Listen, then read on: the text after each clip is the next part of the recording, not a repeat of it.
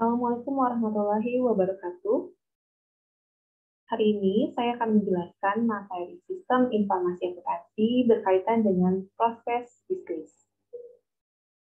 Sesuai dengan silabus yang sudah saya sampaikan di pertemuan kedua, berdasarkan atau mengacu kepada materi di buku Rumi mengenai proses bisnis.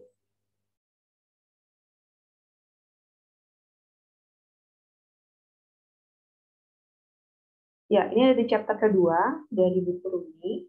Nah, apa yang kita pelajari sebenarnya dalam sistem informasi aplikasi sebenarnya berkaitan dengan poin-poin, yaitu pihak-pihak yang terlibat, kemudian proses bisnisnya. Ini adalah proses bisnis dimulai yang berkaitan dengan vendor, investor, kreditor, bank, customers, employees, management, and government agency. Jadi ini adalah pihak-pihak yang tentu akan terlibat dalam perusahaan dan berkaitan juga dengan siklus akuntansi dan juga proses bisnis sebuah perusahaan. Di mana berhubungan dengan vendor atau kita bisa sebutnya adalah pemasok. Nah, pemasok ini biasanya dia akan menyiapkan bahan baku, kemudian akan menerima pembayaran. Kemudian investor, dia biasanya menyediakan dana dan dia biasanya juga menanamkan sahamnya. Kemudian juga akan memperoleh yang namanya dividen dan perusahaan harus memberikan pertanggungjawaban dalam bentuk laporan keuangan. Kemudian kreditor di sini adalah bukan orang yang meminjam uang, tetapi orang yang meminjamkan uang atau loans. Loans itu adalah pinjaman. Kemudian perusahaan harus membayar pinjaman tersebut dan disertai dengan laporan keuangan sebagai bukti penggunaan dana yang telah diberikan oleh kreditor.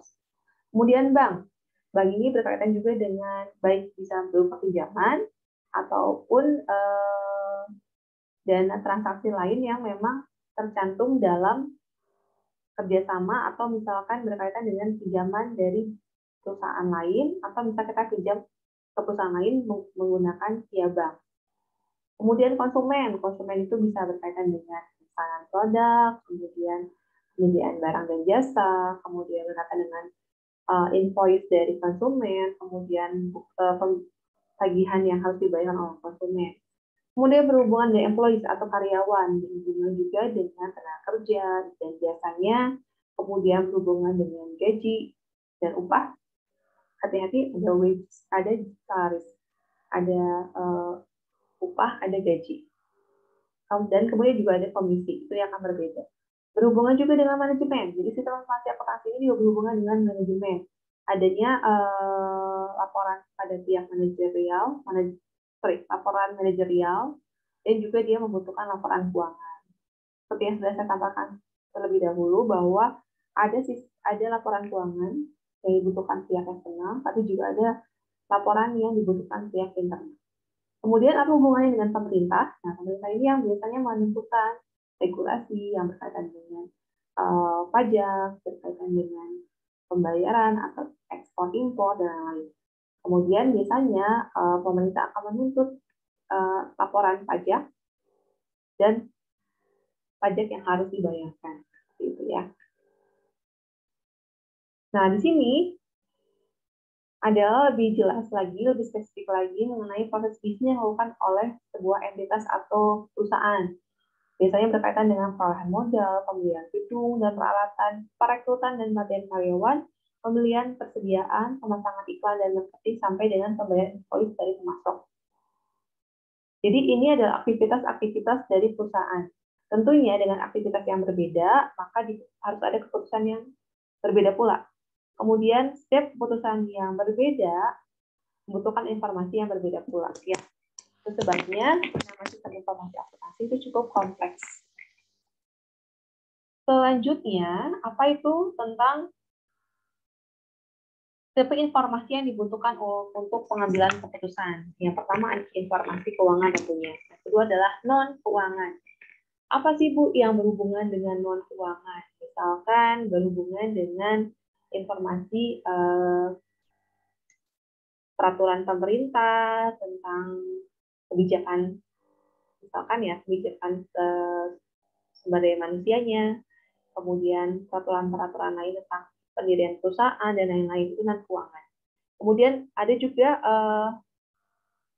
tipe informasi yang dibutuhkan untuk keputusan informasi dari internal. Misalkan tadi ya, informasi dari internal itu adalah laporan produksi, kemudian laporan penjualan, dan lain-lain. Kemudian informasi ini juga untuk keputusan dari eksternal. Misalkan tadi ketika laporan keuangan diserahkan kepada investor, kepada kreditor, nah mereka akan menentukan apakah saya akan memberikan pinjaman lebih lanjut atau saya akan meningkatkan saham saya dan lain-lain.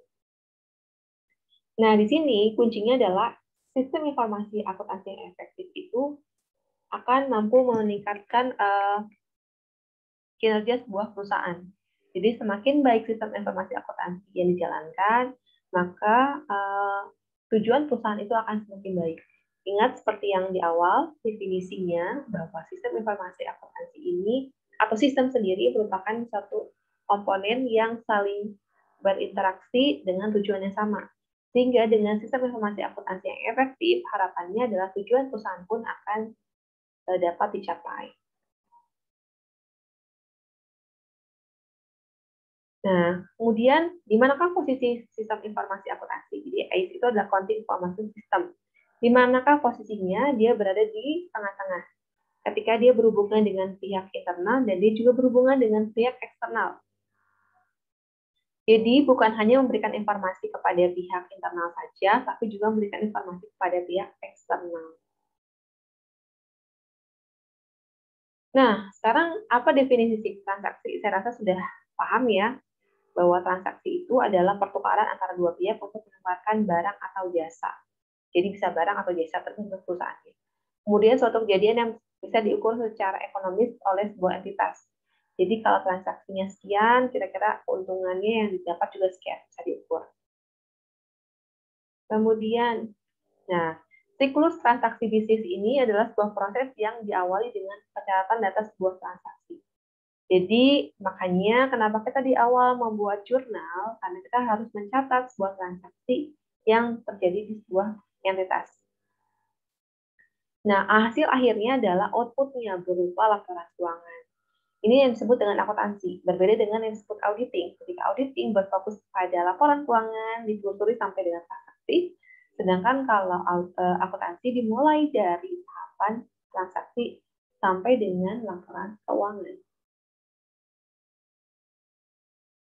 Oke, di sini sebenarnya materi yang kita pelajari itu setelah UTS berkaitan dengan 5 siklus ini. Ada siklus pendapatan, siklus pengeluaran, siklus produksi, siklus penggajian, dan siklus pendanaan.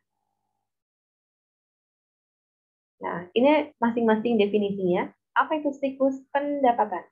Siklus pendapatan berkaitan dengan interaksi dengan pelanggan. Jadi harus diingat, dia posisi tadi gambar yang paling depan, dia posisinya di sebelah kanan. Ya, kita balik lagi ke gambar yang paling depan. Ya, ini adalah siklus pendapatan. Karena berhubungan dengan konsumen.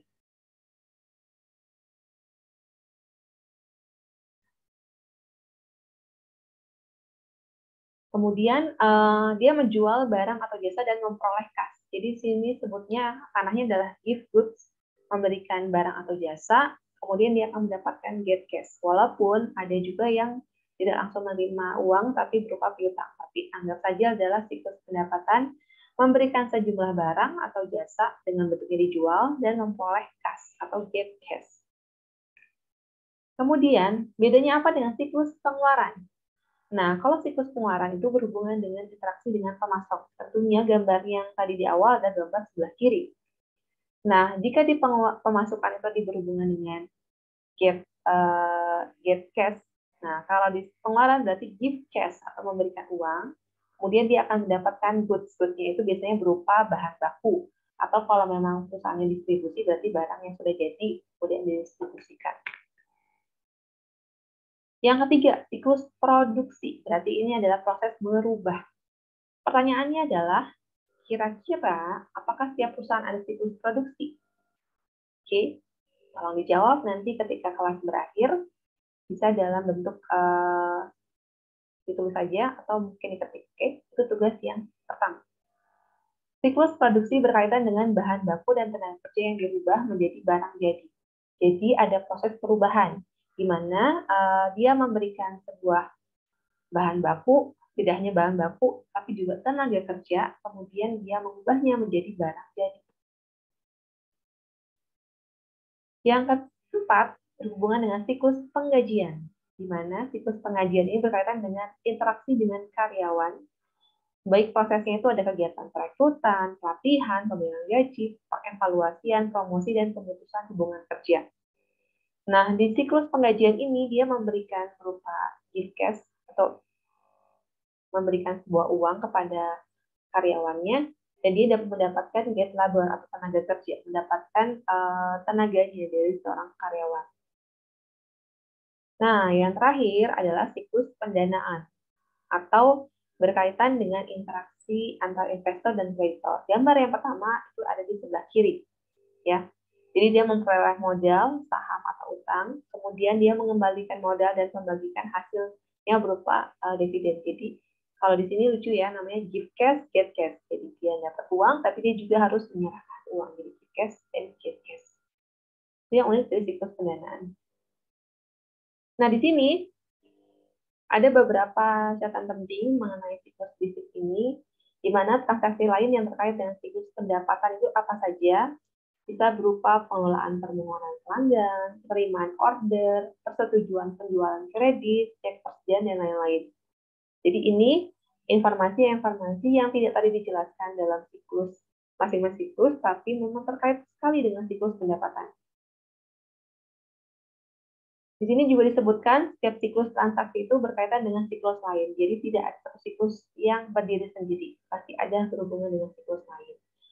Bedanya apa sih, Bu? Kalau kita kaitkan dengan sistem, kalian akan mengerti kenapa ada yang namanya subsistem.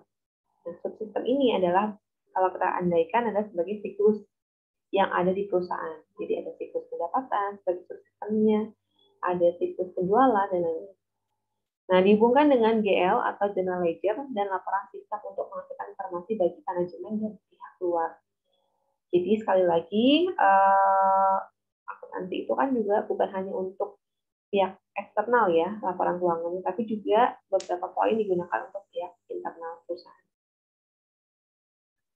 Ini mungkin gambaran spesifiknya bagaimana siklus pendapatan ini akan berhubungan dengan siklus lainnya, di mana dia berhubungan juga dengan siklus produksi, di mana siklus produksi akan memberikan barang jadi kepada siklus pendapatan, kemudian dia akan mencatat ke dalam laporan general ledger atau buku besar umum, kemudian dia akan melaporkannya kepada sistem, kemudian dana yang sudah dia peroleh itu akan dibagikan ke dalam siklus pendanaan, tadi bentuknya dalam dividen. Jadi siklus pendapatan itu menerima barang jadi dari siklus produksi, menyediakan dana untuk siklus pendanaan, dan menyediakan data untuk GL dan laporan dari sistem. Nah, Bu, kenapa tidak ada siklus berhubungan langsung dengan siklus penggajian? Tidak secara langsung, ya. Ini bisa lewat ke siklus yang lainnya. Walaupun semuanya itu saling terkait.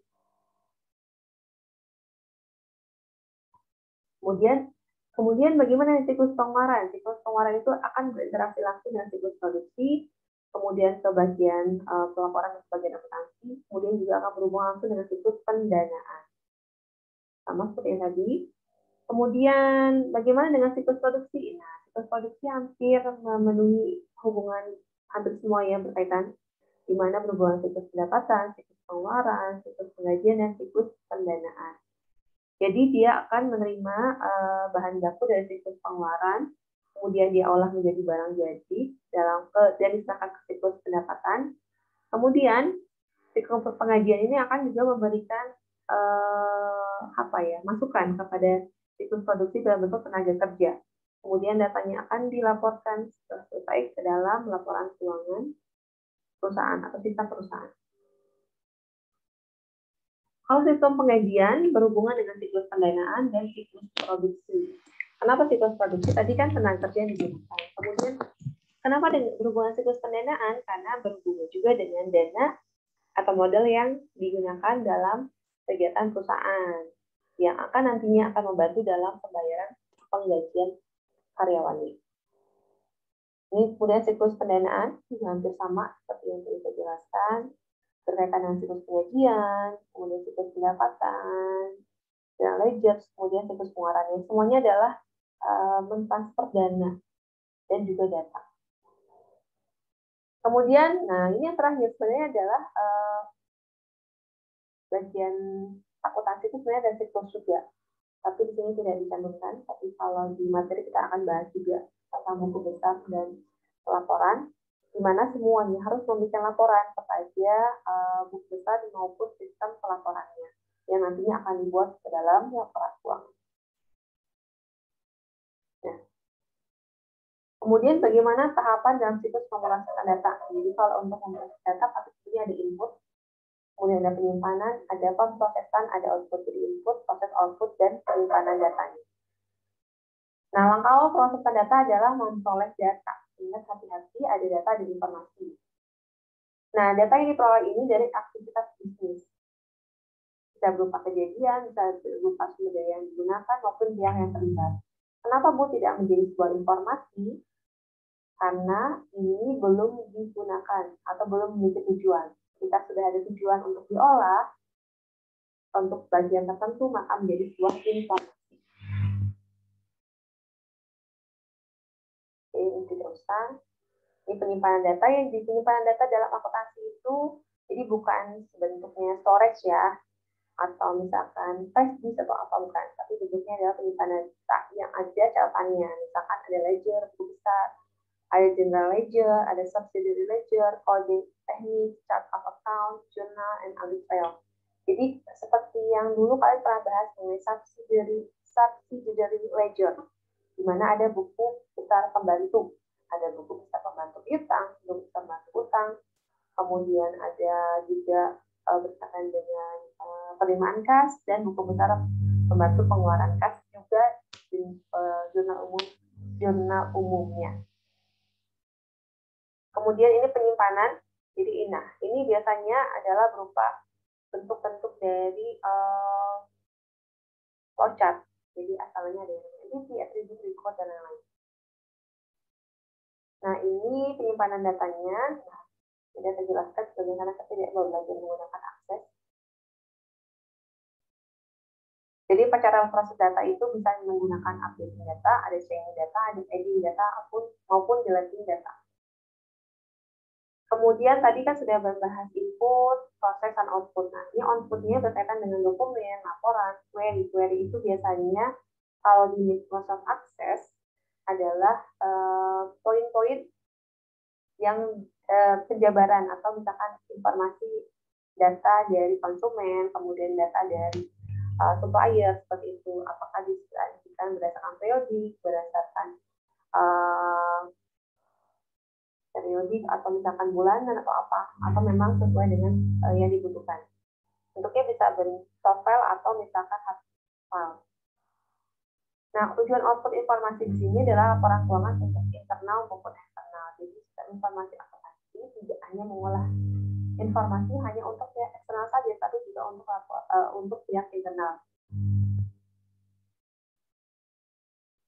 Nah, sekarang pertanyaannya adalah SIA tradisional hanya bisa menghasilkan data keuangan. Jadi, kalau kalian menggunakan sistem informasi akuntansi, sebenarnya secara umum dia hanya berkaitan dengan data keuangan saja.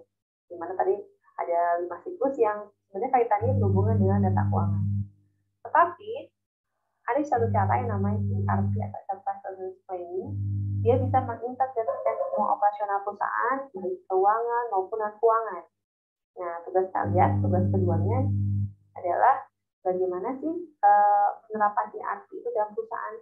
Coba cari contoh perusahaan mana yang sudah menerapkan ERP dan bagaimana bentuk ERP tersebut. Mungkin itu materi yang bisa saya sampaikan berkaitan dengan mata kuliah sistem informasi akuntansi di pertemuan kedua. Jika ada pertanyaan, bisa kalian sampaikan secara langsung, dan setelah itu kita akan diskusi mengenai materi itu. Sekian dari saya. Wassalamualaikum warahmatullahi wabarakatuh.